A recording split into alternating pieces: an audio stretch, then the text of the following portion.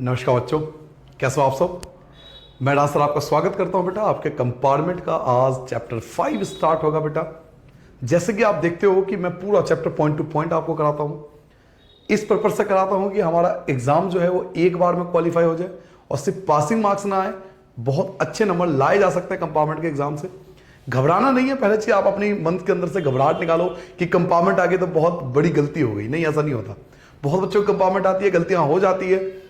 गलतियां हम क्या करते हैं, मैं वीडियो के बीच में आपको यह भी बताता हूं कि आंसर कैसे लिखना है आपको। आज चैप्टर 5 डिस्कस करेंगे। बहुत छोटा चैप्टर है और आपको पता है कि मैं केवल उन्हीं पॉइंट पर फोकस करता हूं जो आपके एग्जाम में आएंगे।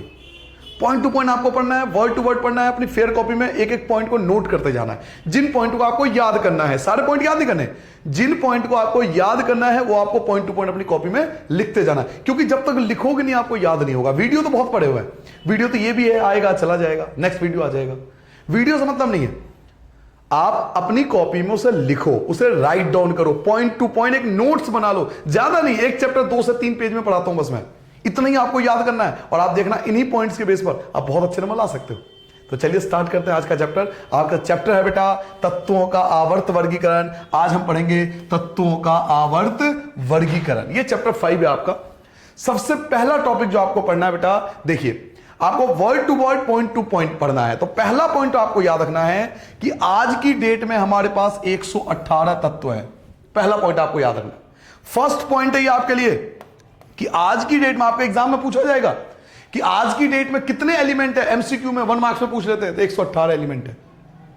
हो सकता है भविष्य में ये बढ़ जाए, क्योंकि day by day, year by year नए तत्वों की खोज होती है। तो जब नए नए तत्वों की खोज होगी तो ये चेंज होता रहेगा। लेकिन एट प्रेजेंट आपके एग्जाम में पूछा जाए तो आप 118 लिखोगे, क्योंकि आपके बुक में यही लिखा हुआ डिजिट। ठीक है बेटा। तो आज की डेट में 118 तत्व हैं। ये हमारा पॉइंट नंबर फर्स्ट होगा। पॉइंट नंबर फर्स्ट आपको याद करना है। क्लियर हो गया point number first. Point number 2 पे आते हैं बेटा। पॉइंट नंबर 2 हम याद करेंगे। देखो पॉइंट तो बहुत सारे हैं कि वर्गीकरण की आवश्यकता क्यों है, ये भी पॉइंट है, लेकिन हम ये सब नहीं पढ़ेंगे। आपके एग्जाम का मेन फोकस है, ये वीडियो बनाया क्यों जा रहा है, कंपार्टमेंट के पर्पस से बनाया जा रहा है। हमारा मकसद वो बच्चा है जो किसी कारण से एग्जाम को क्वालिफाई नहीं कर पाया, हम उस कारण को दूर करना चाहते हैं। हम उस पॉइंट पे फोकस करना चाहते हैं जो एग्जाम में आता है।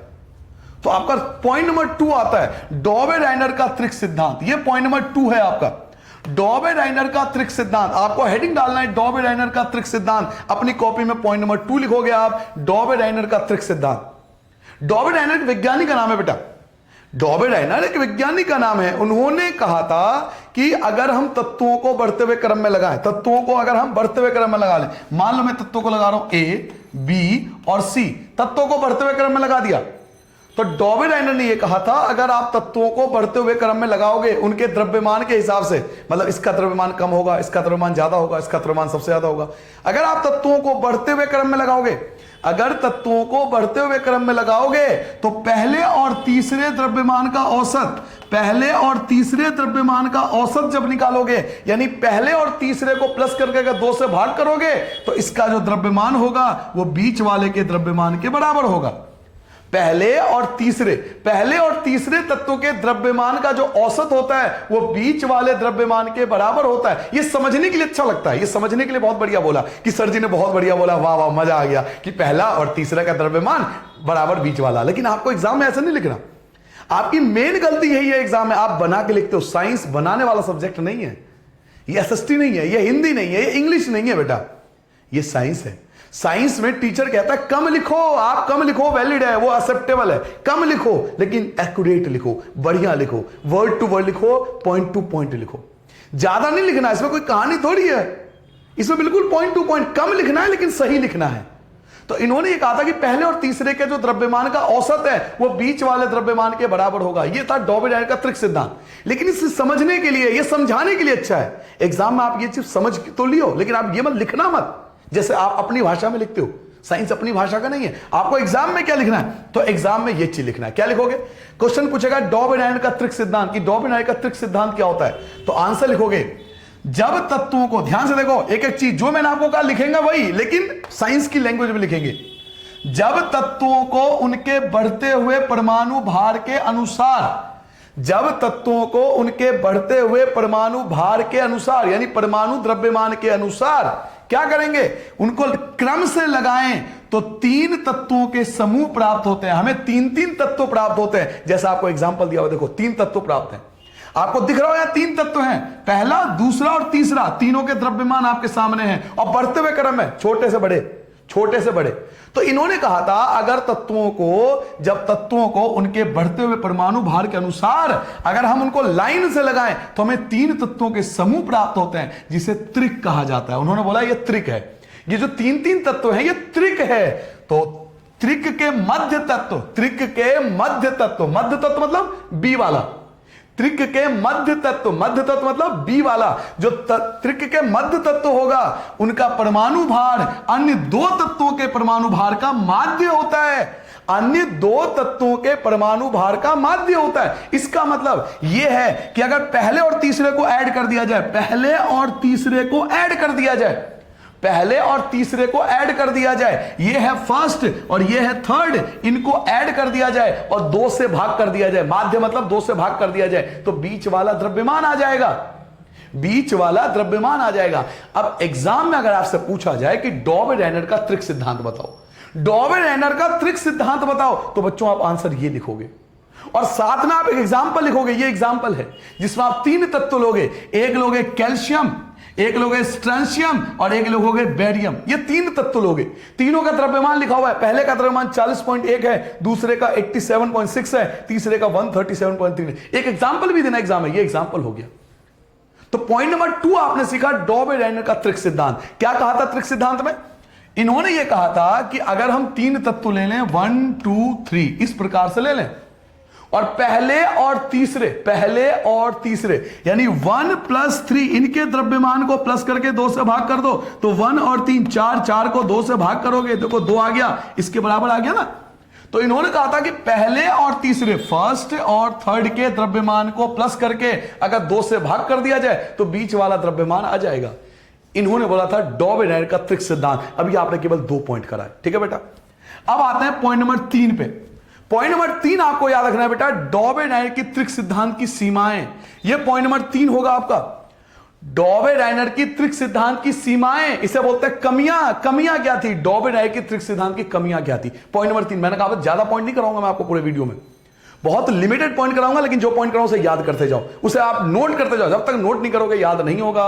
वीडियो बहुत पड़ी हुई है, वीडियो तो आप अनलिमिटेड देख सकते हो, जहां मर्जी ले सकते हो, लेकिन लिखने वाली चीज हमें याद क्या करना है, ये बहुत कम लोग आपको बताएंगे कि याद क्या करना है। एग्जाम में याद करके क्या जाना है? एनिमेटेड वीडियो बहुत पड़ी हुई है बेटा, हम उससे वीडियो से सीख सकते हैं, लेकिन एग्जाम में लिखना क्या है, हमें याद क्या करना है, ये आपको ये टॉपिक सिखाएगा कि डॉबे-रायनर की त्रिक सिद्धांत की कमियां क्या थी। हम पढ़े सीमाएं, किसकी सीमाएं? तो डॉबे-रायनर की त्रिक सिद्धांत की सीमाएं, कमियां। पॉइंट नंबर 3, इनकी कमियां क्या थी? तो उस समय तक ज्ञात तत्वों में केवल 3 त्रिक ही ज्ञात कर सके थे। इन्होंने केवल 3 त्रिक ही दिए, इन्होंने केवल 3 त्रिक दिए। ये आपके स्क्रीन पर, आप ध्यान से देखो, 3 त्रिक है, 1 2 3, देख लो, आप ऐसे भी देख लो, केवल 3 त्रिक दिए थे उन्होंने, 1 2 3, इन्होंने 3 त्रिक ही दिए थे, 9 तत्व ही अरेंज किए थे। जबकि जब इन्होंने ये नियम दिया था ना, उस समय 30 तत्व थे, और 30 तत्व को अगर 3x3 में अरेंज करोगे तो कम से कम 10 त्रिक तो होने चाहिए थे, लेकिन इन्होंने 3 ही त्रिक दिए थे हमें। तो कमियां है ना, इन्होंने सारे त्रिक अरेंज नहीं करे। तो आपके एग्जाम में पूछा जाएगा कि डॉबे-रायनर की त्रिक सिद्धांत की कमियां क्या है, तो इन्होंने केवल उस समय तक ज्ञात तत्वों में केवल 3 त्रिक ही ज्ञात कर सके थे। ये इन्होंने बच्चों केवल 3 ही त्रिक दिए थे, 3 से ज्यादा त्रिक ये नहीं दे पाए। ये डॉबे-रायनर की त्रिक सिद्धांत की कमियां थी। ये आपका पॉइंट नंबर 3 है। एक बार जल्दी से रिवाइज कर लेते हैं। पॉइंट नंबर 1 क्या पढ़ा था? पॉइंट नंबर 1 हमने पढ़ा कि हमारे पास कितने तत्व हैं, कि आज की डेट में हमारे पास 118 तत्व हैं। पॉइंट नंबर 1 ये हमने पढ़ा। पॉइंट नंबर 2 आपने क्या पढ़ा कि डॉबे-रायनर की त्रिक सिद्धांत क्या था? डॉबे-रायनर का त्रिक सिद्धांत क्या था कि पहले और तीसरे का द्रव्यमान का औसत बीच वाले के द्रव्यमान के बराबर होता है। तीसरा पॉइंट आपने पढ़ा कि डॉबे-रायनर की त्रिक सिद्धांत की कमियां क्या थी? इन्होंने केवल 3 त्रिक ही दिए थे, ये इनकी कमियां थी, सभी तत्व अरेंज नहीं कर पाए। यहां पे बेटा डॉबे-रायनर जो होता है टॉपिक खत्म होता है। अब आते हैं पॉइंट नंबर 4 पे। पॉइंट नंबर 4 हेडिंग डालना आपको, न्यूलैंड्स का अष्टक सिद्धांत। पॉइंट नंबर 4 क्या लिखोगे बेटा? न्यूलैंड्स का अष्टक सिद्धांत। पॉइंट नंबर 4 पे आ चुके हैं कि न्यूलैंड का अष्टक सिद्धांत क्या था।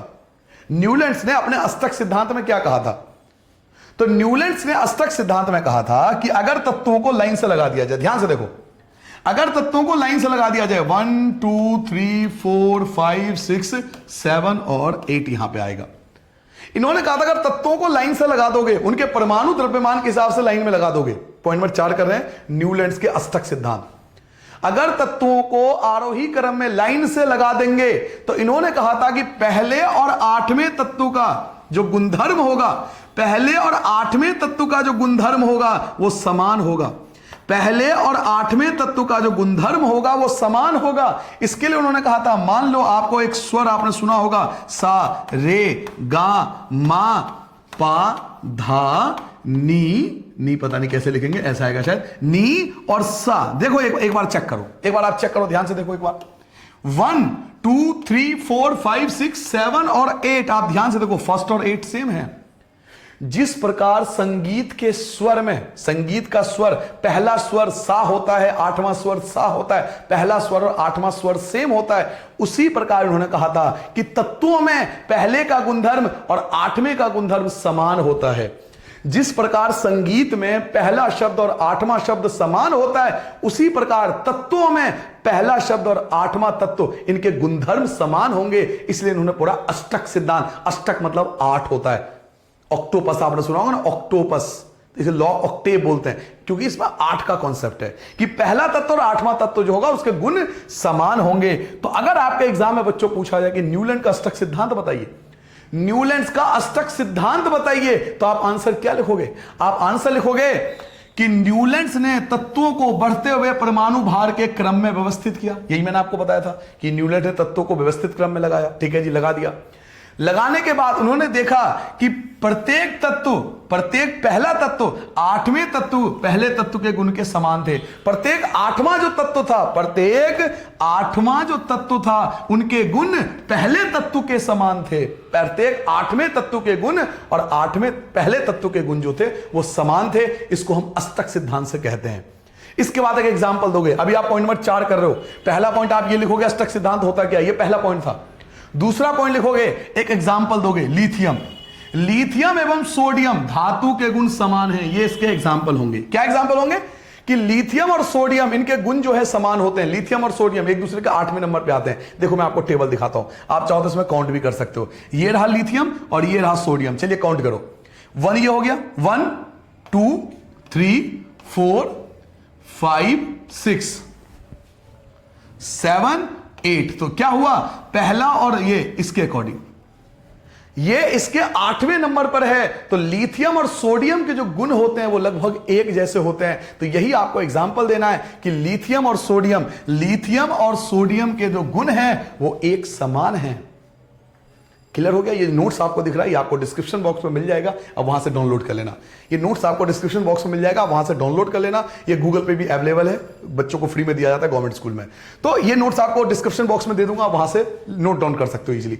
तो इन्होंने कहा था कि लिथियम और सोडियम के गुण जो हैं वो समान हैं। ये एग्जाम्पल हो गया। किसका एग्जाम्पल हो गया? ये हो गया बेटा अष्टक सिद्धांत का एग्जाम्पल है। तो ये पॉइंट नंबर 4 था, न्यूलैंड का अष्टक सिद्धांत। ये पहला पॉइंट और ये एग्जाम्पल जो होगा वो पॉइंट नंबर 2 हो जाएगा। ये पॉइंट नंबर 2 होगा एग्जाम्पल कि लिथियम और सोडियम समान थे। चलिए बेटा, अब आते हैं पॉइंट नंबर 5 में कि न्यूलैंड के अष्टक सिद्धांत की कमियां क्या थी। सीमाएं मतलब कमियां, कि न्यूलैंड के अष्टक सिद्धांत की कमियां क्या थी।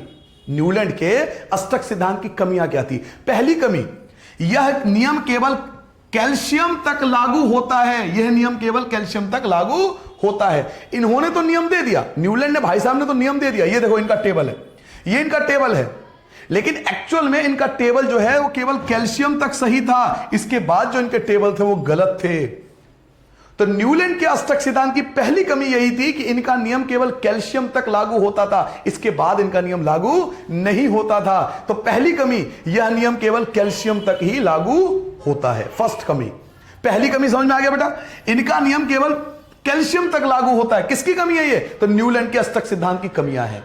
दूसरी कमी, यह तत्वों के गुण इस रसायन में मेल नहीं खाते थे। जो नए तत्व की खोज हुई बाद में, जब नए तत्व की खोज हुई, बाद में भविष्य में जब नए तत्वों की खोज हुई, तो वो इनके टेबल में मैच ही नहीं करता किसी से। जब मैच ही नहीं करेगा तो 8वां तत्व कहां से लाओगे? तो नए तत्व इनके टेबल में नहीं आ सकता था। नए तत्व की जब खोज हुई भविष्य में, वो इनके टेबल में आ ही नहीं सकता था। तो नए तत्व के जो गुण थे वो इनके टेबल में किसी भी तत्व से मैच ही नहीं खाते थे। जब मैच ही नहीं करेंगे तो 8वें नंबर पे किसके रखोगे? तो दूसरी कमी ये थी। तीसरी कमी, एक और कमी थी इनके टेबल की, क्या? सारणी में तत्वों को समंजित करने के लिए इन्होंने क्या करा? दो तत्वों को एक साथ रख दिया। अपने टेबल को सही करने के लिए इन्होंने क्या करा? दो दो तत्वों को एक साथ रख दिया, बल्कि असमान तत्व जिनके गुण जो थे वो बिल्कुल समान नहीं थे उनको भी एक ही स्थान पर रख दिया।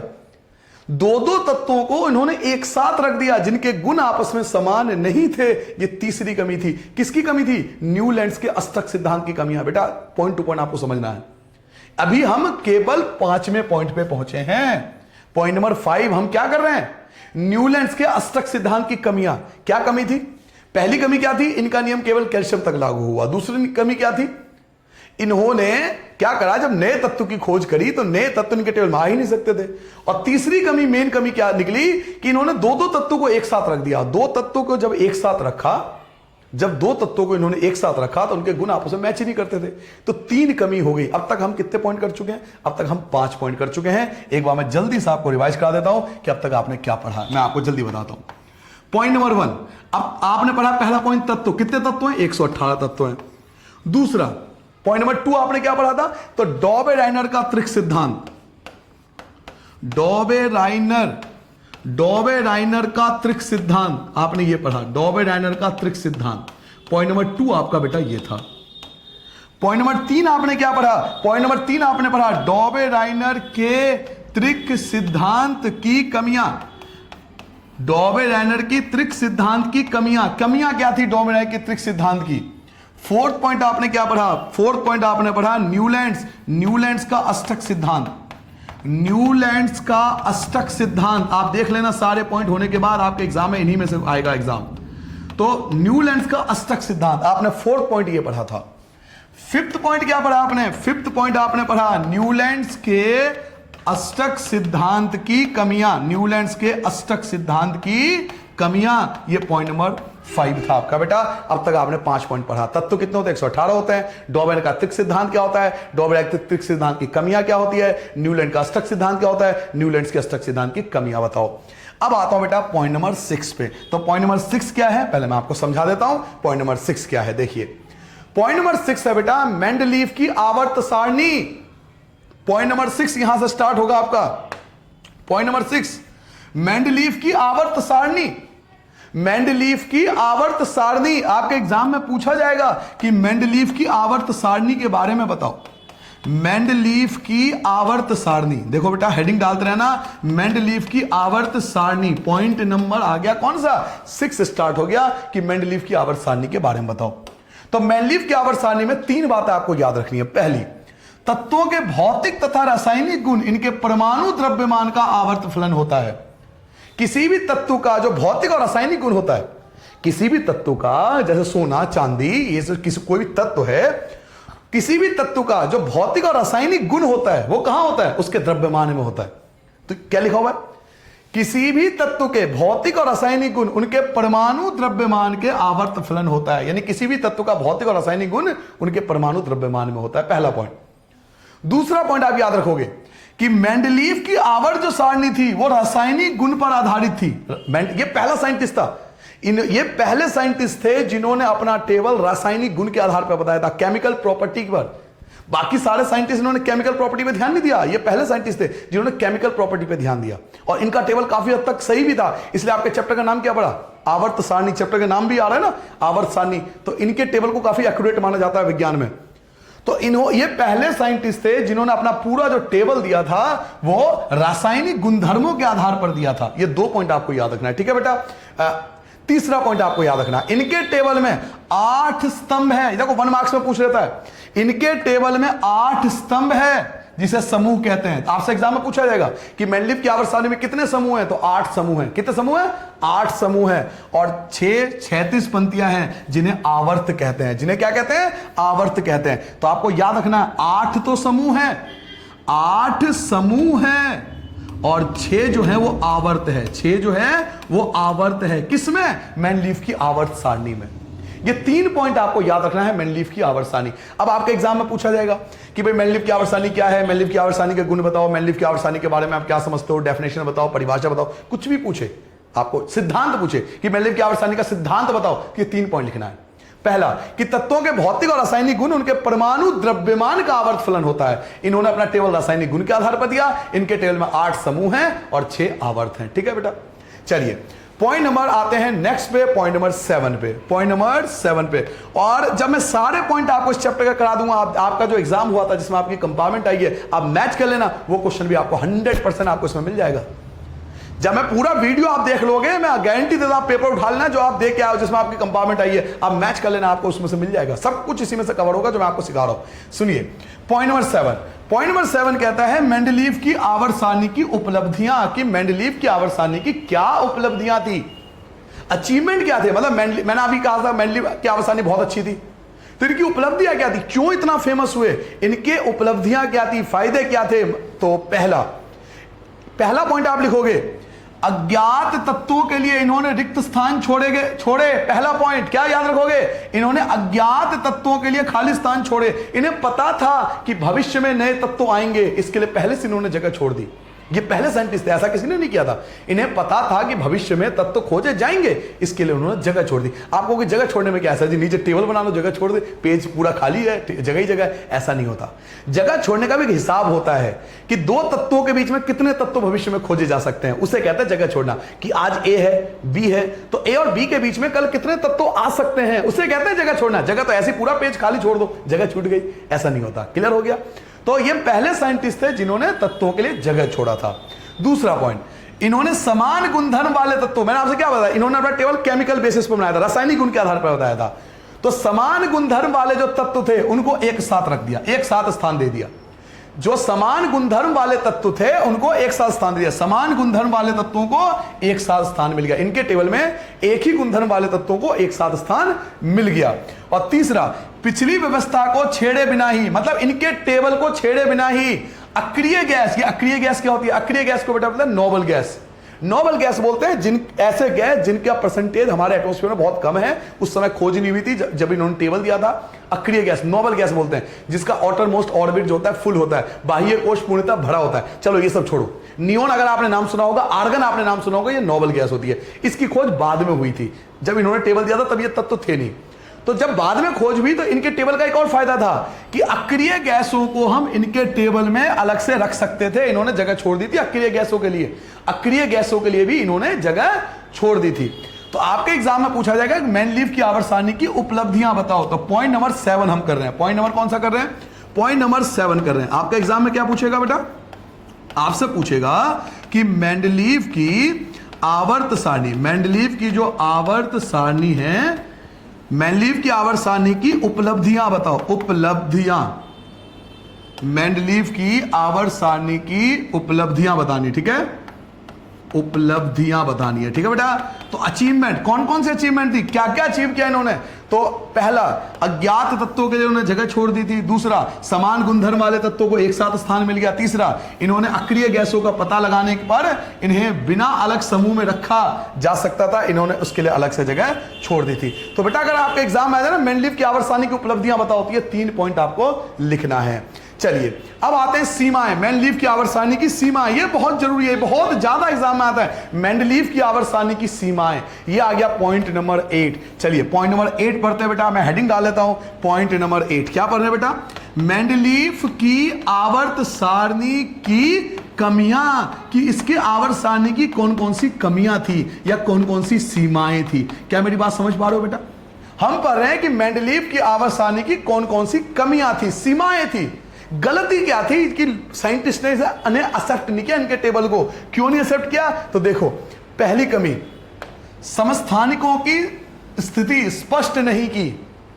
जब इन्होंने टेबल दिया था बेटा उस समय समस्थानिकों की खोज नहीं हुआ था। समस्थानिक का क्या होता है, अगर आपने 9th क्लास में ध्यान दिया हो, आपने ऐसा पढ़ा होगा H11, H12, H13, इस प्रकार से आपने कभी पढ़ा होगा, जिनके परमाणु संख्या सेम होता है लेकिन द्रव्यमान संख्या अलग अलग होता है, इन्हें बोलते हैं समस्थानिक। चलो आपको नहीं भी आता इसको छोड़ दो।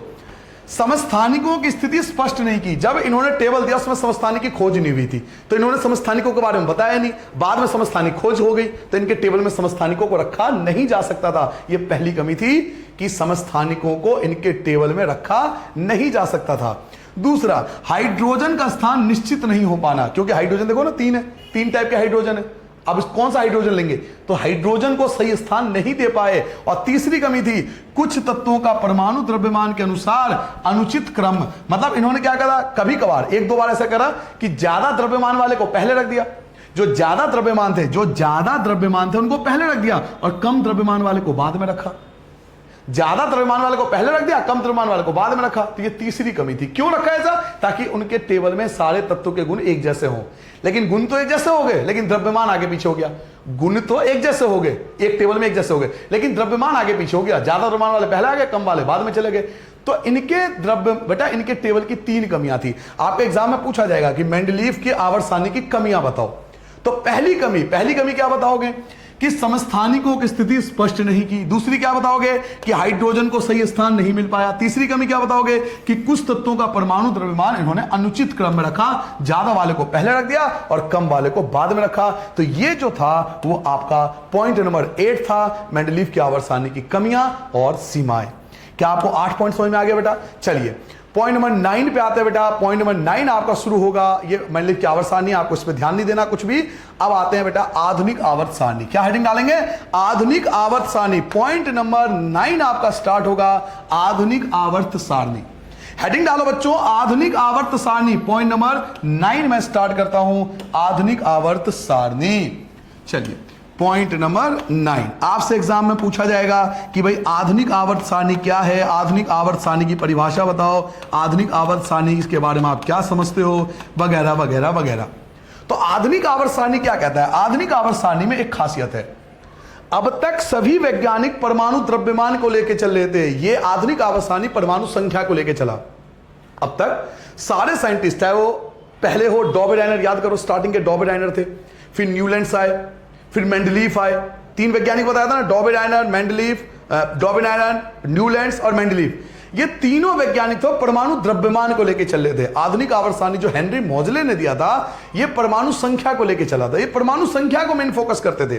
तो आपसे अगर एग्जाम में पूछा जाए कि आधुनिक आवर्त सारणी क्या है या आधुनिक आवर्त सारणी का सिद्धांत बताओ, तो पता आपको आंसर क्या लिखना है? आपको आंसर लिखना है बेटा कि आधुनिक आवर्त सारणी के नियम अनुसार, आधुनिक आवर्त सारणी ये कहता है कि तत्वों के गुण उसकी परमाणु संख्या का आवर्त फलन होता है।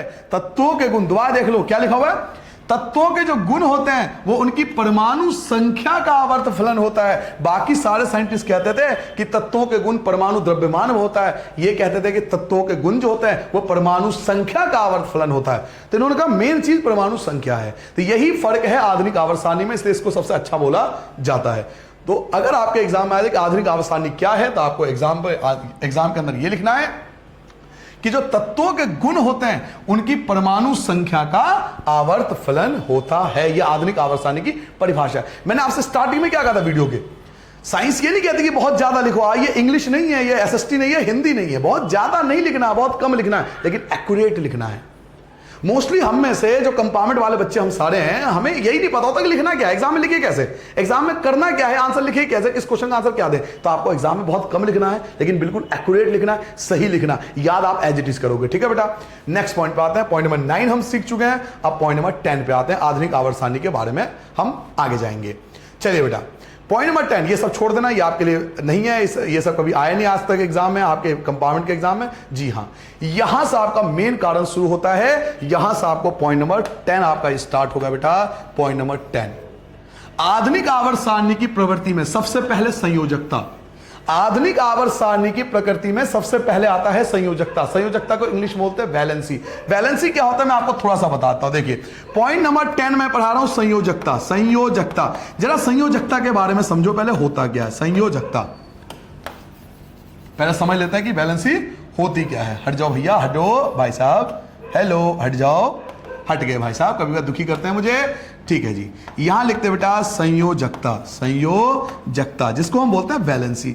ये संयोजकता क्या होता है? पॉइंट नंबर 10 आपको याद रखना है वैलेंसी के बारे में, कि वैलेंसी के बारे में कुछ भी आपसे पूछा जाए आपको आंसर यही लिखना है जो मैं आपको समझाने वाला हूं। सुनिए वैलेंसी होता क्या है। जैसे आपने लिख दिया इलेक्ट्रॉन को ऐसे बांटते हैं बेटा 281, आपने देखा होगा 282, 285, 287 ऐसे करके इलेक्ट्रॉन को बांटा जाता है। ये इलेक्ट्रॉन को बांटने का तरीका होता है।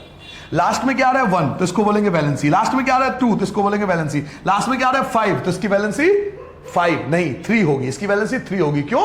अगर 4 से ज्यादा होता है, अगर ये लास्ट वाला 4 से ज्यादा होता है ना तो 8 में से माइनस करना होता है। देखो लास्ट में क्या है 1 तो वैलेंसी ये वाला तो ऐसे रहेगा, 2 है तो वैलेंसी ऐसी रहेगा, लास्ट में 5 है तो 5 नहीं होगा, 8 में से 5 माइनस होगा 3 होगी इसकी वैलेंसी। अब 7 है, 4 से ज्यादा है ना, 4 से ज्यादा होता है तो 8 में से माइनस करते हैं, 8 में 7 गया 1 तो 1 होगी इसकी वैलेंसी। तो लास्ट वाले नंबर जो होते हैं उससे पता लगता है इसकी वैलेंसी। तो आपके एग्जाम में पूछेगा वैलेंसी के बारे में। तो देखो बेटा वैलेंसी के बारे में सबसे हमें पहले बतानी पड़ती है परिभाषा कि वैलेंसी होती क्या है, वैलेंसी हम कहते किसे हैं। तो वैलेंसी के अंदर आपको पॉइंट याद करना है। पहला पॉइंट देखो, बहुत एक चीज को बेटा बहुत आराम से समझना, पॉइंट में समझना। पॉइंट नंबर फर्स्ट, वैलेंसी के बारे में सबसे पहले क्या लिखोगे? जब तत्व रासायनिक यौगिक बनाता है तो दूसरे परमाणु के साथ तत्व की संयोजक क्षमता को संयोजकता कहते हैं। यह हो गया संयोजकता की परिभाषा। या बाह्यतम कोश में, अभी मैंने बोला ना बाह्यतम कोश में, यानी जो सबसे बाद वाला है, बाह्यतम कोश मतलब जो सबसे बाद वाला है, उसको पूरा करने के लिए तत्व को जितने इलेक्ट्रॉन लेने या देने पड़ते हैं उसको संयोजकता कहलाती है, उसे हम वैलेंसी बोलते हैं। यह वैलेंसी की परिभाषा है कि जो लास्ट में होगा, ये जो लास्ट में होगा, लास्ट में अगर 4 तक है 1 2 3 4 है तो वैलेंसी वही रहेगी, लेकिन 4 से ज्यादा है तो 8 में से माइनस करना पड़ता है। तो जो सबसे बाद में होता है इसे बोलते हैं बाह्यतम कोश। बाह्यतम कोश में जो इलेक्ट्रॉन होंगे उसे हम वैलेंसी बोलेंगे। तो आपको आंसर लिखना पड़ेगा, पहले आपको पूछेगा वैलेंसी के बारे में कुछ भी पूछे तो पहले उसकी परिभाषा लिखना कि जो सबसे बाह्यतम कोश में इलेक्ट्रॉन होते हैं या इलेक्ट्रॉन की जो शेयरिंग होती है उसको हम वैलेंसी या संयोजकता कहते हैं। अब इसके बाद आपको एक चीज याद रखनी पड़ेगी, वो क्या है? वो ये चीज है जो मैं आपको समझाने वाला हूं। सुनिए मेरी बात। जो आधुनिक आवर्त सारणी है आपको क्या करेगा? टेबल दे देगा, एक टेबल दे देगा और A B C D जैसे भरा हुआ है ना ऐसे आपको छोड़ देगा और पूछेगा इसकी वैलेंसी बताओ, किसी की वैलेंसी पूछ लेगा। तो याद रखना बैलेंसी पहले 1 होती है, फिर 2 होती है, फिर 3 होती है, फिर 4 होती है और फिर 4 के बाद वापस जाता है, 3 होती है, फिर 2 होता है, फिर 1 होता है, फिर 0 होता है। क्या आपको बैलेंसी समझ में आया? अब एग्जाम में क्या पूछेगा? एग्जाम में वैलेंसी आपने हेडिंग डाल ली, ये समझ लिया। समझिए एग्जाम में क्या करते हैं वो लोग, ये ऐसे टेबल आपको ऐसे टेबल बना लेंगे। आप देखना आपके एग्जाम में आया था, आप भूल जाते हो। ये A है, ये B है, ये C है, ये D है, ये E है। बेटा ध्यान से सुनना, ठीक है? ये आपको बना देगा। आप कहेंगे इसकी वैलेंसी जो है 1 है, ये 2 है, ये पता नहीं, ये पता नहीं, ये पता नहीं। अब आपको पूछेगा वैलेंसी बताओ, तो ये 1 है, ये 2 है, तो ये 3 होगा, ये 4 होगा और ये 3 होगा। 1 2 3 4, फिर 4 के बाद 3 2 1 0, फिर 1 2 3 4। इस प्रकार से वैलेंसी हमें फाइंड करनी है। मान लो कल को आपको एग्जाम में इस प्रकार से टेबल दे देता है कि भाई साहब कि मेरे पास एक टेबल है, A है, ये B है, ये C है और ये D है। 4 आपको दे दिया कि इसकी वैलेंसी जो है वो मैं कहता हूं 4 है।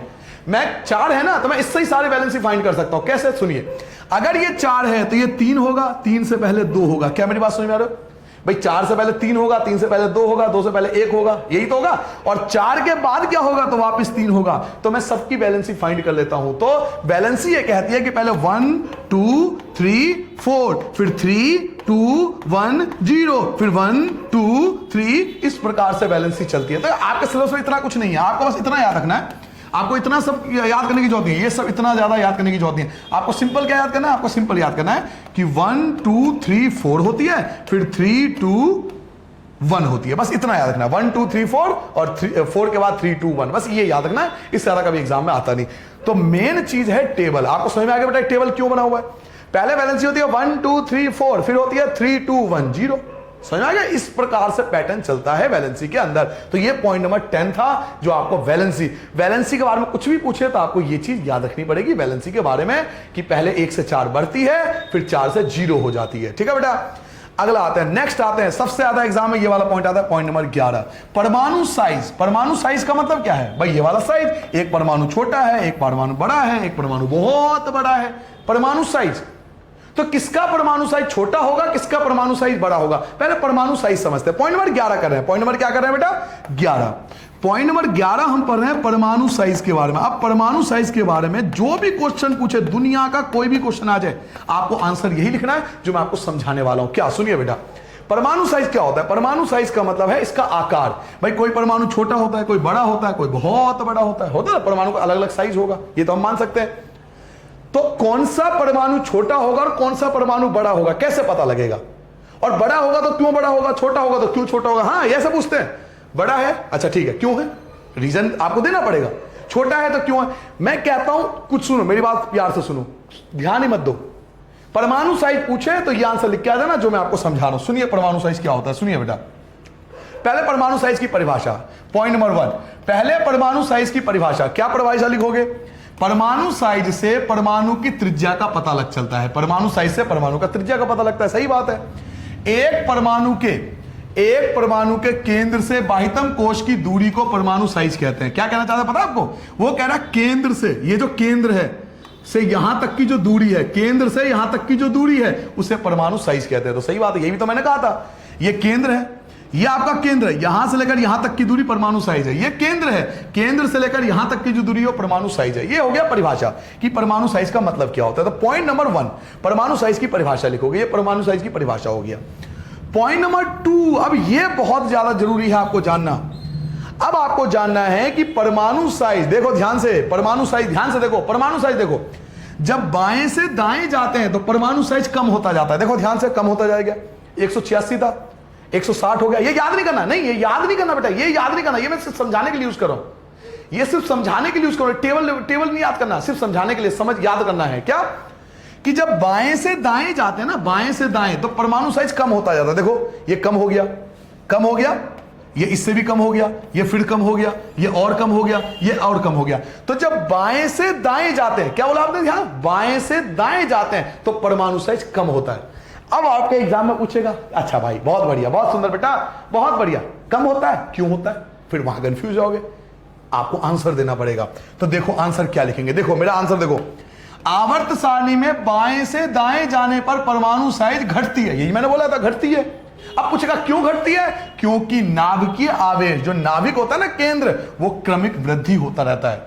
जो केंद्र है, जो सेंट्रीपिटल फोर्स होता है, जो सेंटर होता है, वो एटम को अपनी ओर खींचता है, इसलिए उसका साइज छोटा हो जाता है। नाउ अब आते हैं पॉइंट नंबर 3 पे। पॉइंट नंबर 3 पे आते हैं। पॉइंट नंबर 3, अब देखो ऊपर से नीचे, ऊपर से नीचे ध्यान से देखो, ये आ रहा है ऊपर से नीचे। देखो परमाणु साइज बढ़ता जा रहा है। 152 था, 186 बढ़ गया, 231 और बढ़ गया, और बढ़ गया, और बढ़ गया। तो आप देखो ऊपर से नीचे आ रहे, परमाणु साइज बढ़ता जा रहा है। ऊपर से नीचे आ रहे तो परमाणु साइज क्या हो रहा है? बढ़ता जा रहा है, इंक्रीज होता जा रहा है। तो एक तो ये याद होना चाहिए कि ऊपर से नीचे आएगा तो परमाणु साइज बढ़ेगा। फिर पूछेगा अच्छा बढ़ता है, बहुत बढ़िया, क्यों बढ़ता है भाई ये बताओ। तो देखो आंसर क्या लिखोगे, तो आंसर लिखोगे समूह में ऊपर से नीचे परमाणु त्रिज्या बढ़ती है, ऊपर से नीचे। फिर पूछेगा क्यों, तो कहोगे नए कोश की संख्या, क्योंकि नए कोश ऐड होते हैं, नए कोश ऐड हो जाते हैं, नए कोश ऐड होने लगते हैं, नए कोश बढ़ती है, जिससे कि नाभिकीय और बाह्यतम कोश की दूरी बढ़ती है। जो नाभिक है और जो बाह्यतम कोश है, इसकी दूरी बढ़ने लगती है। नाभिक और बाह्यतम कोश की दूरी बढ़ने लगती है, नाभिक और बाह्यतम कोश की दूरी बढ़ने लगती है। तो ये आपको बटा, ये पॉइंट याद करना है, 3 पॉइंट आपको याद करना है। कब? अगर आपको एग्जाम में क्या पूछा जाए, परमाणु साइज। देखो मैंने 3 बातें बता दी, आपने ध्यान नहीं दिया होगा, मैंने परमाणु साइज के बारे में 3 बातें बताई। पहली बात क्या बताई कि परमाणु साइज का मतलब क्या होता है। परमाणु साइज का मतलब होता है नाभिक से लेकर, पूरे नाभिक सेंटर से लेकर परमाणु का जो सरकमफ्रेंस होता है उसके बीच की दूरी, उसका साइज कहलाता है। दूसरा पॉइंट मैंने बताया कि लेफ्ट से राइट जाएंगे तो उसका साइज जो होगा वो कम होता जाएगा। क्यों? रीजन आपको बताया। फिर आपको बताया कि ऊपर से नीचे आएंगे तो परमाणु का साइज बढ़ेगा, पूछेगा क्यों, उसका भी रीजन आपको बताया। ठीक है बेटा, तो ये था आपका पॉइंट नंबर 11। अब आते हैं पॉइंट नंबर 12 पे। पॉइंट नंबर 12 आपको लिखोगे बेटा धात्विक गुण। पॉइंट नंबर 12 लिखेंगे आधुनिक आवर्त सारणी में धात्विक गुण, पॉइंट नंबर 12। तो पॉइंट नंबर 12 लिखता हूं, परमाणु साइज के बाद हम लिखेंगे बेटा धात्विक गुण। धात्विक गुण, धात्विक गुण जिसे हम बोलते हैं मेटेलिक कैरेक्टर, धात्विक गुण। पहले धात्विक गुण का मतलब समझो कि धात्विक गुण का मतलब क्या होता है। धात्विक गुण का मतलब होता है इलेक्ट्रॉन को त्यागना। धात्विक गुण का मतलब क्या होता है? इलेक्ट्रॉन को त्यागना, इलेक्ट्रॉन को त्यागने की प्रवृत्ति, कि कोई एटम इलेक्ट्रॉन को कैसे त्यागता है, कितना त्यागता है। तो पहले तो हमें परिभाषा होना चाहिए, पहले तो हमें परिभाषा पता होना चाहिए, परिभाषा होता क्या है। तो आंसर देखो, धात्विक गुण का अर्थ है किसी तत्व द्वारा इलेक्ट्रॉन त्यागने की क्षमता। देखो एज इट इज वही बोलो, इलेक्ट्रॉन त्यागने की क्षमता, कि कितना इलेक्ट्रॉन हम त्याग सकते हैं, यह होता है धात्विक गुण। तो पहले तो आप पॉइंट नंबर 1 लिखोगे परिभाषा, पॉइंट नंबर 1 लिखेंगे बेटा परिभाषा। धात्विक गुण का अर्थ होता है इलेक्ट्रॉन को त्यागने की क्षमता, इलेक्ट्रॉन को लूज करने की क्षमता। चलिए जी, ये तो बहुत अच्छे से समझ में आ गया सर जी। अब जरा ध्यान से सुनना, अब आपसे पूछेगा कि धात्विक गुण बाएं से दाएं जाने पर और ऊपर से नीचे आने पर क्या होता है। तो ध्यान से देखो, आवर्त में बाएं से दाएं जाने पर, ये वाला पॉइंट करना, ये वाला पॉइंट मत करना, ये वाला पॉइंट मत करना, ये वाला पॉइंट मत करना, ये कुछ करने की जरूरत नहीं है, इसको हटा देना। ये वाला पॉइंट आपको करना है, आवर्त में बाएं से दाएं जाने पर, जब हम बाएं से दाएं जाएंगे, जब हम क्या करेंगे, बाएं से दाएं की तरफ जाएंगे, बाएं से दाएं जब जाएंगे तो धात्विक गुण आपसे पूछेगा बढ़ेगा घटेगा। तो आंसर लोगे कि धात्विक गुण कम होता है। जब बाएं से दाएं जाते हैं तो धात्विक गुण कम होता है। अब आपसे पूछेगा अच्छा कम होता है, बहुत बढ़िया। अब अगला क्वेश्चन क्या पूछेगा, क्यों होता है, आपको पता है? अब एक बार पेपर चेक करके देखो, अपना चेक करके देखो, सरप्राइज हो जाओगे। अबे यार ये क्वेश्चन यही तो आया था, कम होता है क्यों होता है। अबे भाई साहब ये तो गलती हो गई सर जी, आप पहले क्यों नहीं मिले। भाई यही पूछता है एग्जाम में कि भाई कम होता है तो क्यों होता है, बढ़ता है तो क्यों बढ़ता है। तो आपको याद रखना है, आवर्त में जब बाएं से दाएं जाते हैं तो धात्विक गुण कम होता है। पूछेगा क्यों होता है, तो आंसर दोगे इलेक्ट्रॉन पर नाभिकीय आवेश बढ़ता है, इलेक्ट्रॉन पर जो नाभिक आवेश होता है वो बढ़ जाता है और इलेक्ट्रॉन त्यागने की क्षमता घट जाती है, इलेक्ट्रॉन त्यागने की क्षमता घटती चली जाती है। जब बाएं से दाएं जाते हैं तो इलेक्ट्रॉन त्यागने की क्षमता कम होती जाती है। और फिर आपको याद रखना है तीसरा पॉइंट, फिर तीसरा पॉइंट आपको याद रखना है क्या, कि ऊपर से नीचे। अब ऊपर से नीचे बताओ कि ऊपर से नीचे क्या होगा। तो ऊपर से नीचे हमेशा उल्टा होता है, ऊपर से नीचे आएंगे तो धात्विक गुण बढ़ेगा, ऊपर से नीचे आएंगे तो धात्विक गुण बढ़ेगा। बस इतना याद रखना है, कम कब होगा और बढ़ेगा कब। जब बाएं से दाएं गए थे तो धात्विक गुण कम हुआ था, तो ऊपर से नीचे आएंगे तो धात्विक गुण बढ़ेगा। फिर पूछेगा क्यों बढ़ेगा, तो इलेक्ट्रॉन को ग्रहण, इलेक्ट्रॉन को ये देखो वापस आओ, जब ऊपर से नीचे जा, ऊपर से नीचे आ रहे हैं, ऊपर से नीचे आए तो धात्विक गुण बढ़ता है, यही बोला था मैंने, ऊपर से नीचे आएंगे तो धात्विक गुण बढ़ेगा। फिर पूछेगा क्यों, तो क्योंकि संयोजकता इलेक्ट्रॉन, जो संयोजकता इलेक्ट्रॉन है वो नाभिकीय आवेश घटता है और बाहरी इलेक्ट्रॉन सुगमता पूर्वक निकल जाते हैं। जो बाहर के इलेक्ट्रॉन होते हैं वो आसानी से लूज हो जाते हैं, इजिली लूज हो जाते हैं। जो इलेक्ट्रॉन होते हैं वो आसानी से त्याग सकते हैं, तो जैसे आसानी से त्याग सकते हैं इसका मतलब उसके धात्विक गुण बढ़ता जाएगा। तो 3 बातें आपको याद रखना है। पहला मैंने क्या बताया, धात्विक गुण। धात्विक गुण क्या होता है, धात्विक गुण क्या होता है, धात्विक गुण का मतलब होता है इलेक्ट्रॉन को त्यागना, इलेक्ट्रॉन को त्यागना।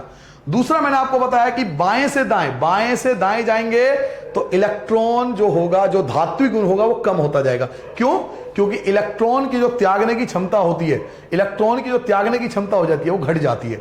ऐसे जब ऊपर से नीचे आता है तो इलेक्ट्रॉन को त्यागने की क्षमता जो है बढ़ जाती, तो जो ऊपर से नीचे आएगा तो उसके धात्विक गुण बढ़ेगा। तो क्यों बढ़ेगा, तो आंसर दोगे इसके इलेक्ट्रॉन जो है सुगमता पूर्वक निकल जाते हैं, इलेक्ट्रॉन आसानी से लूज कर सकते हैं, इसलिए बढ़ता चलाता है। ठीक है बेटा, तो ये था आपका धात्विक गुण पॉइंट नंबर 12। नाउ अब हम पढ़ेंगे पॉइंट नंबर 13 अधात्विक गुण, और आपको जानकर खुशी होगी बेटा कि ये आपका लास्ट पॉइंट है अधात्विक गुण। सर जी केवल 13 पॉइंट करेंगे इस चैप्टर में? जी हां, केवल 13 पॉइंट आपको याद करना है, केवल 13 क्वेश्चन का आपको आंसर पता होना चाहिए। और आपका एग्जाम देखना, आपका जो एग्जाम हुआ था एक बार चेक कर लो, प्रीवियस 10 साल का जो हुआ वो भी चेक कर लो, सब कुछ इसमें साथ है। केवल 13 पॉइंट। हम लोग क्या करते हैं, गाइड ले लेते हैं, कुंजी ले लेते हैं, डिफरेंट 4 किताबें ले ली, कंफ्यूज होकर बैठे हैं, सर में दर्द कर रहे हैं। अरे भाई पढ़ना क्या है ये समझना जरूरी है कि साइंस में पढ़ना क्या है। लिमिटेड पढ़ो लेकिन सही पढ़ो, लिमिटेड पढ़ो, टू द पॉइंट पढ़ो लेकिन एक्यूरेट पढ़ो, ताकि एग्जाम में नंबर आए, किसी तरह से अच्छे नंबर आए। ठीक है बेटा, तो लास्ट में हम बात करते हैं अधात्विक गुण। तो पॉइंट नंबर 13 जो हमारा लास्ट टॉपिक है इस चैप्टर का, और हमारा ये चैप्टर जो है वो खत्म हो जाएगा। अधात्विक गुण, अधात्विक गुण, धात्विक गुण का उल्टा। अगर आपने धात्विक गुण याद कर लिया तो धात्विक गुण तो आपको अपने आप भी याद हो जाएगा। पहले समझो अधात्विक गुण होता क्या है। अधात्विक गुण का मतलब होता है इलेक्ट्रॉन को ग्रहण करने की क्षमता, इलेक्ट्रॉन को ग्रहण करने की क्षमता, इलेक्ट्रॉन को ग्रहण करने की क्षमता। दूसरा वर्ड, जब बाएं से दाएं जाएंगे, जब बाएं से दाएं जाएंगे ना, बाएं से दाएं जाएंगे तो अधात्विक गुण जो होता है वो बढ़ता है। बाएं से जब दाएं जाते हैं तो आध्यात्मिक गुण क्या होता है, बढ़ता है। और जब ऊपर से नीचे आते हैं, ऊपर से नीचे आते हैं, जब ऊपर से नीचे आएंगे तो आध्यात्मिक गुण जो होगा वो घटता है, आध्यात्मिक गुण घटता है। बाएं से दाएं जाएंगे तो आध्यात्मिक गुण बढ़ता है। बस ये आपको याद रखना पड़ेगा, यही चीज, इसी चीज के नंबर है। 3 बातें याद करना है। आध्यात्मिक गुण का मतलब है इलेक्ट्रॉन को ग्रहण करने की क्षमता, इलेक्ट्रॉन को ग्रहण करने की क्षमता। बाएं से दाएं जाएंगे तो जो आध्यात्मिक गुण होगा वो बढ़ता है, और जब ऊपर से नीचे आएंगे तो जो आध्यात्मिक गुण है वो घटता है। फिर पूछेगा क्यों घटता है, तो जो धात्विक गुण में पढ़ा था ना उसका उल्टा करना है। तो देखिए आंसर क्या लिखोगे, बस 3 पॉइंट आपको याद रखना, 3 पॉइंट। पहला पॉइंट क्या याद रखोगे कि भाई आधात में विद्युत ऋणात्मक होती है, वे इलेक्ट्रॉन को ग्रहण करती है। यही बोला था मैंने, इलेक्ट्रॉन को ग्रहण करती है। इलेक्ट्रॉन को ग्रहण करने की क्षमता, देखो मैंने लिखा था इलेक्ट्रॉन को ग्रहण करने की क्षमता, इलेक्ट्रॉन को ग्रहण करता है। तो पहला पॉइंट तो बिल्कुल सेम आपको मिल गया। देखो अधात्विक विद्युत ऋणात्मक होती है, वह इलेक्ट्रॉन को ग्रहण करती है, रिसीव करती है, अधात्विक गुण पहला हो गया। दूसरा पॉइंट नंबर 2 याद करोगे। पॉइंट नंबर 2 क्या याद करोगे, पॉइंट नंबर 2 आप ये वाला पॉइंट याद करोगे। आवर्त में बाएं से दाएं जाने पर, जब हम बाएं से दाएं जाते हैं, बाएं से दाएं, अभी मैंने आपको बताया, देखो मैंने क्या बताया था, जब बाएं से दाएं जाते हैं तो आध्यात्मिक गुण बढ़ता है, आध्यात्मिक गुण बढ़ता है। तो देखो आंसर क्या लिखा हुआ है, आवर्त में बाएं से दाएं जाने पर आध्यात्मिक गुण बढ़ता है। क्यों बढ़ता है, क्योंकि नाभिकीय आवेश, क्योंकि नाभिकीय आवेश बढ़ने के कारण इलेक्ट्रॉन ग्रहण करने की प्रवृत्ति बढ़ जाती है। इलेक्ट्रॉन ग्रहण करने की मेन चीज है, इलेक्ट्रॉन को ग्रहण करने की जो प्रवृत्ति है हमारी वो बढ़ जाती है। इलेक्ट्रॉन को रिसीव करने की जो नेचर है वो बढ़ जाता है। तो आपको इस वाले पॉइंट में क्या समझना है कि जब बाएं से दाएं जाएंगे, जब बाएं से दाएं जाएंगे, बाएं से दाएं जाएंगे तो इलेक्ट्रॉन को ग्रहण करने की जो प्रवृत्ति होती है वो बढ़ जाती है। इसलिए आध्यात्मिक गुण जो होता है वो बढ़ता चला जाता है। ये दूसरा पॉइंट था। और तीसरा पॉइंट आपको याद रखना है, ऊपर से नीचे वाली कहानी। तो तीसरा पॉइंट, ठीक है बेटा, तीसरा पॉइंट ये रहा आपका तीसरा पॉइंट। क्या याद रखोगे, समूह में ऊपर से नीचे आने पर, देखो मैंने आपको अभी समझाया था, ऊपर से नीचे आने पर, ऊपर से नीचे आने पर घटता है। तो समूह में ऊपर से नीचे आने पर आध्यात्मिक गुण कम होता जाता है। क्यों, क्योंकि प्रभाव की नाभिकीय आवेश कम हो जाते हैं, जिससे इलेक्ट्रॉन अपनाने की क्षमता कम हो जाती है। इलेक्ट्रॉन अपनाने की क्षमता कम हो जाती है, इलेक्ट्रॉन अपनाने की क्षमता कम हो जाती है, इलेक्ट्रॉन अपनाने की जो क्षमता है वो कम हो जाती है। तो ये पॉइंट आपको याद करना, ये सभी आपको नोट्स में मिल जाएंगे, ये आपको डिस्क्रिप्शन बॉक्स में सब मिल जाएगा, आपको नोट्स मिल जाएगा। अभी आपको मेन समझना है और कोशिश करना है कि जल्दी जल्दी चैप्टर को कवर किया जाए, क्योंकि आपको पता है आपके पास मैक्सिमम 1 महीने का समय है। कंपार्टमेंट में यूजुअली 1 महीने का टाइम होता है, मैक्सिमम आपके पास 1 महीने का ही समय है, और 1 महीने के अंदर आपको 16 चैप्टर करना है। तो अगर आप आराम आराम से करोगे तो आपका सिलेबस भी छूटेगा और आपके पास होने की संभावना कम पड़ जाएगी।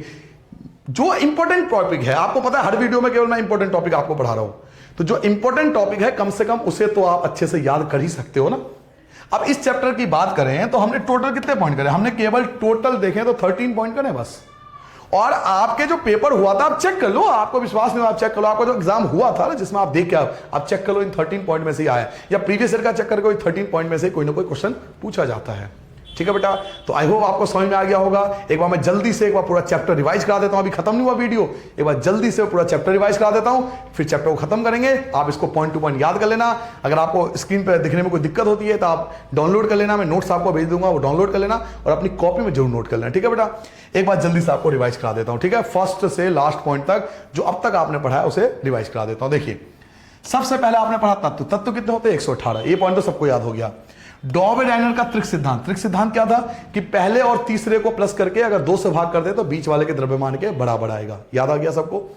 तीसरा आपने पढ़ा था कि डॉबे-डायनर के त्रिक सिद्धांत की कमियां, तो डॉबे-डायनर के त्रिक सिद्धांत की कमियां ये थी कि इन्होंने केवल 3 त्रिक ही दिए थे, जबकि 30 तत्व थे, तो 10 त्रिक होने चाहिए था, लेकिन इन्होंने 3 त्रिक ही दिए थे, तो सभी तत्वों को अरेंज नहीं किया था। फिर आया था न्यूलैंड, न्यूलैंड ने अष्टक सिद्धांत, न्यूलैंड का अष्टक सिद्धांत ये कहता है कि पहले तत्व के गुणधर्म और 8वें तत्व के गुणधर्म जो है वो समान होते हैं, ये कहा था मैंने आपसे।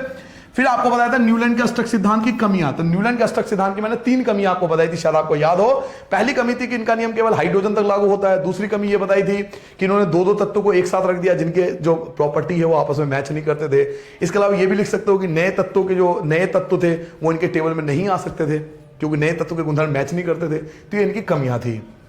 फिर आया मेंडलीव, मेंडलीव की आवर्त सारणी, मेंडलीव की आवर्त सारणी ये कहती है कि अगर आप तत्वों को उनके परमाणु द्रव्यमान के हिसाब से आरोही क्रम में लगाओगे तो तत्वों के जो गुणधर्म होंगे वो उनके परमाणु द्रव्यमान का आवर्त फलन होता है। फिर आपको बताया था कि इन्होंने जो टेबल बनाया था उसमें 8 समूह बताए थे और शायद 6 आवर्त बताए थे, आपको याद होगा। और तीसरा बताया था इन्होंने अपना टेबल जो बनाया था वो केमिकल प्रॉपर्टी, रासायनिक गुण के आधार पर बनाया था। एक बार चेक करना, मैं 3 पॉइंट बताए थे इसके अंदर। नेक्स्ट पॉइंट आपको बताया था कि मेंडलीव की आवर्त सारणी की उपलब्धियां क्या क्या थी, क्या क्या ऐसा क्या था जो अलग था इनके टेबल में। तो मेंडलीव की आवर्त सारणी की उपलब्धियां, पहली उपलब्धि ये थी बेटा इनके टेबल की कि इन्होंने जो टेबल दिया था उसके अंदर उन्होंने जगह छोड़ दी थी भविष्य में आने वाले तत्वों के लिए। पहली फायदा ये था। दूसरा फायदा ये था कि अक्रिय गैस, जब बाद में अक्रिय गैसों की खोज हुई तो इनके टेबल को आसानी से इनके टेबल में अक्रिय गैसें भी रखी जा सकती थी। तो ये सब कुछ इनके उपलब्धियां आपको बताई थी। इसके अलावा इन्होंने भविष्य में जो नए तत्व खोजे जाएंगे उनकी भविष्यवाणी भी की थी, उनका नामकरण भी किया था। तो ये सब इनकी उपलब्धियां थी। लेकिन उसके बाद बताया था मेंडलीव की आवर्त सारणी की सीमाएं, कमियां क्या थी। तो इनके टेबल में समस्थानिकों को जगह नहीं मिला क्योंकि उस समय समस्थानिक जो आइसोटॉप थे उनकी खोज नहीं हुई थी। दूसरी कमी बताई थी हाइड्रोजन को प्रॉपर प्लेस ये नहीं दे पाए थे, हाइड्रोजन को प्रॉपर प्लेस नहीं दे पाए, समस्थानिकों को सही जगह नहीं दे पाए। और कभी कभार इन्होंने ज्यादा द्रव्यमान वाले को पहले रख दिया, कम द्रव्यमान वाले को बाद में रख दिया। याद होगा आपको, ये 3 कमी बताई थी। फिर बताया था आधुनिक आवर्त सारणी। आधुनिक आवर्त सारणी में यह कहा गया कि तत्वों के गुणधर्म उनके परमाणु संख्या का आवर्त फलन होता है। इन्होंने परमाणु संख्या पर फोकस करा। उसके बाद आपको बताया संयोजकता, वैलेंसी क्या होती है। तो जो आखिरी में इलेक्ट्रॉन होते हैं वो उसको वैलेंसी कहते हैं। फिर वैलेंसी में बताया था कि वैलेंसी 1 से लेकर 4 तक जाती है, फिर 4 से लेकर 0 तक जाती है। टेबल आपको किस प्रकार से पूछ सकता है ये आपको समझाया। देन उसके बाद टेबल समझाने के बाद मैंने आपको समझाया परमाणु साइज। परमाणु साइज का मतलब होता है केंद्र से लेकर इसके सर्कमफ्रेंस के बीच की दूरी को साइज कहते हैं। साइज कम या ज्यादा हो सकता है। तो एक पॉइंट तो इसकी परिभाषा बताई मैंने आपको, परमाणु साइज की पहले परिभाषा बताई थी। फिर मैंने आपको बताया था कि बाएं से दाएं जाएंगे, बाएं से दाएं जाएंगे तो परमाणु साइज क्या होगा और क्यों होगा। ऊपर से नीचे आएंगे तो परमाणु साइज क्या होगा और क्यों होगा। उसके बाद मैंने आपको बताया था बेटा धात्विक गुण। धात्विक गुण का मतलब होता है इलेक्ट्रॉन। धात्विक गुण का मतलब इलेक्ट्रॉन को त्यागने की क्षमता, इलेक्ट्रॉन को त्यागने की क्षमता। और इसमें मैंने आपको परिभाषा बताने, पहले तो परिभाषा बताई कि इलेक्ट्रॉन को त्यागने की क्षमता। फिर मैंने आपको बताया कि बाएं से दाएं जाएंगे तो क्या होगा और क्यों होगा, और ऊपर से नीचे जाएंगे तो क्या होगा और क्यों होगा। और इसी तरह यही आता है एग्जाम में। फिर लास्ट आपको बताया बेटा आधात्विक गुण। आधात्विक गुण का मतलब होता है इलेक्ट्रॉन को ग्रहण करने की क्षमता, इलेक्ट्रॉन को ग्रहण करने की क्षमता।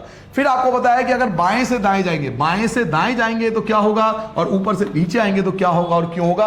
और मोस्टली देखा गया कि लास्ट के जो ये पॉइंट आप पढ़ रहे हो ना, ये जो लास्ट के आप पॉइंट पढ़ रहे हो, संयोजकता, एक संयोजकता हो गया आपका, एक परमाणु साइज हो गया, एक धात्विक गुण हो गया, एक अधात्विक गुण हो गया, इनमें से एक क्वेश्चन जरूर आता है। और एक क्वेश्चन आता है वो जो आपने स्टार्टिंग में पढ़ा कि मेंडलीव की आवर्त सारणी क्या है, उपलब्धियां क्या है, कमियां क्या है, ये सब इनमें आता है। तो आप देखोगे कि केवल पूरे चैप्टर में आपको 13 पॉइंट याद करना है। आप देखना आपका पूरा एग्जाम जो होगा इस चैप्टर का इसी में से आएगा। बेस्ट ऑफ लक मेरी तरफ से, अच्छे से तैयारी करना, पॉइंट टू पॉइंट अपनी कॉपी में नोट कर लेना। कोई डाउट्स हो, समझ में नहीं आया हो तो पॉइंट करके पूछ लेना। ठीक है बेटा, नमस्ते, बाय बाय, अपना ध्यान रखो, घबराओ मत, मैं साथ हूं। बिल्कुल घबराना नहीं है, पढ़ना है।